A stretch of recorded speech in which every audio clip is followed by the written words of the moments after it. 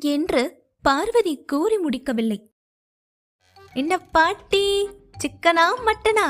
Non veg வாசனை மூக்க தொலைக்குது என்றவாறே கோவிலுக்கு போகும் அளவிற்கு அழகான ஒரு சுடிதாரை அணிந்து கொண்டு அந்த வாசனையை முகர்ந்தபடி கண்களை மூடிக்கொண்டு உள்ளே வந்தாள் விஹாரிகா.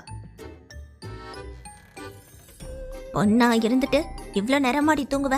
காலையில எந்திரிச்சிட்டு சாப்பிட்ட சரி, சாயந்தரமா கோவிலுக்கு போகணும்னு சொன்னதுக்கு அது வரைக்கும் தூங்குறேன்னு சாப்பிட்டுட்டு படுத்தவ இப்பதான் எழுந்திருக்க. அதுலயும் உன்னை ஒரு ஆளு வந்து தடி போட்டு எழுப்பணும் தடி மாடு என்று அவளை கடிந்து கொண்டார் பார்வதி பாட்டி. உன் பேர் ஏதாவது சொல்றியா?